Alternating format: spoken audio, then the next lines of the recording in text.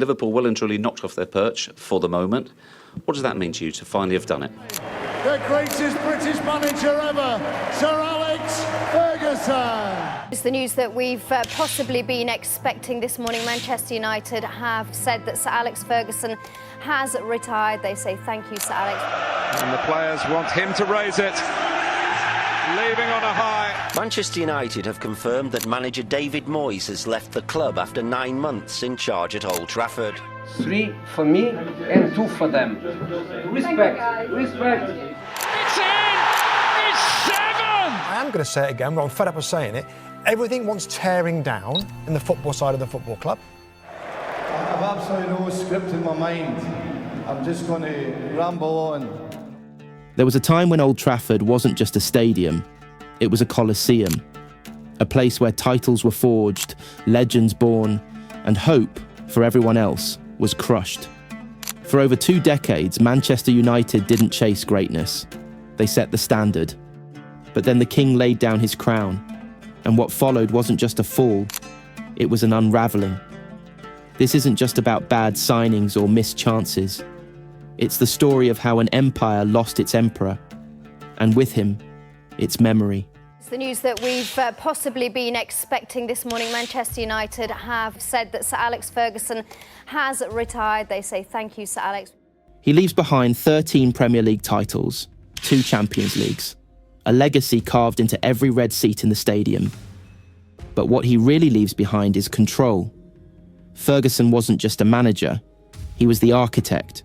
He oversaw transfers, youth development, dressing room dynamics, even the grass length on the pitch.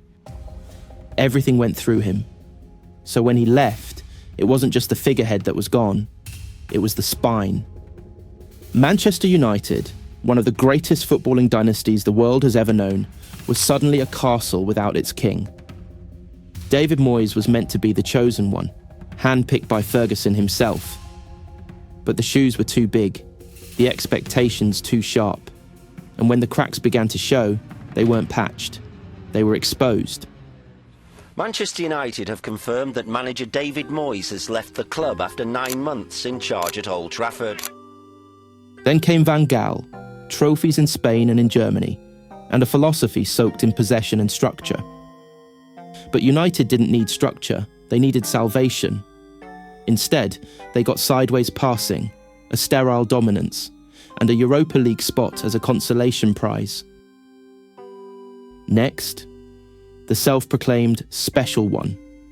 He brought trophies, a League Cup, the Europa League. He even dragged them to second in the league behind a record-breaking City. But it was bitter, toxic. The football was joyless. The mood was worse. By the time Ollie arrived, fans were no longer dreaming of titles. They were dreaming of an identity, of something, anything, that resembled the United they used to know.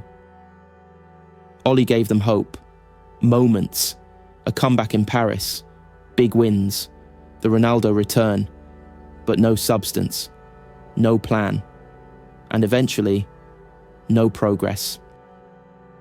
Rangnick in 2021 as interim visionary. Then came Ten Hag, the thinker from Holland. Now it's Ruben Amorim, young, ambitious, a fresh brain with tactical pedigree. Each new manager promised to be the answer, but all they did was ask the same question. Who are we now?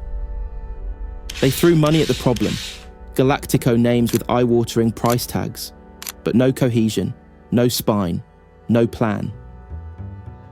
Some weren't good enough, some never fit, others didn't want to be there in the first place. It is still a commercial club, it's not a football club. A board obsessed with brand deals, not football.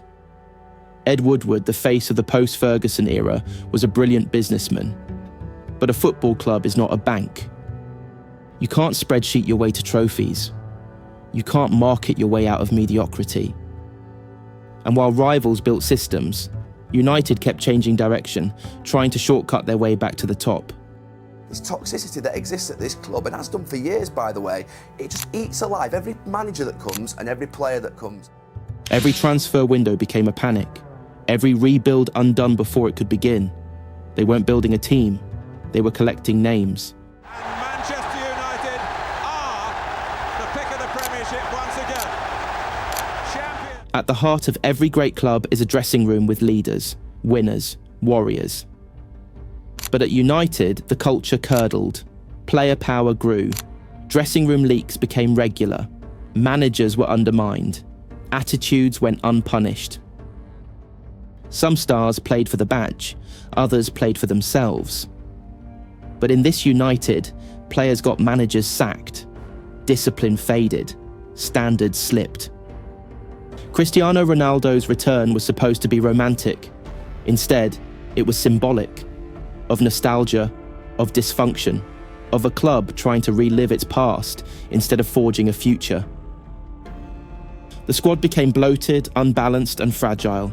No leaders, no accountability, no cohesion.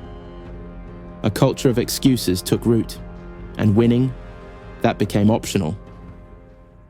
There were flashes. The FA Cup final under Ten Hag, the League Cup, some heroic Champions League nights under Ollie. But like the flash of a dying bulb, the light never lasted. Bruno Fernandes looked like a saviour until he looked alone. Rashford hit 30 goals, then faded to shadows. Every time United looked like they had turned a corner, they turned back again.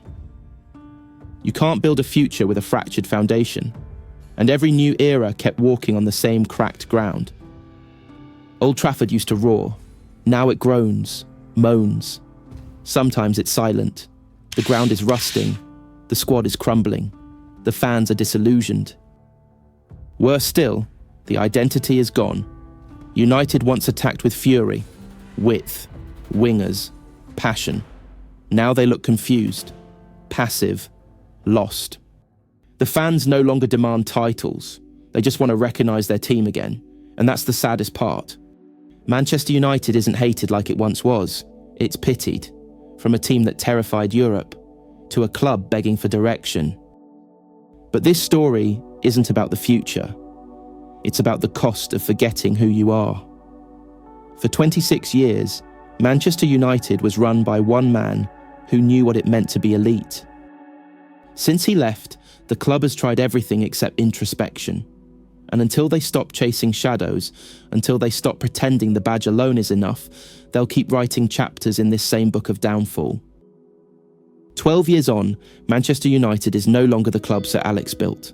They wear the same colours, play in the same stadium, but they are not the same. This is a club trapped in a past it can't replicate, held hostage by its own history. And every new low, every 7-0 loss, every leaked story, every limp performance is not just a football result. It's a reminder that dynasties don't die from one wound. They bleed, slowly, over years of missteps and denial. Manchester United hasn't just fallen, it's forgotten how to rise. And that is the true tragedy. Thank you for watching the video. If you did enjoy it, please be sure to subscribe and I'll see you in the next one.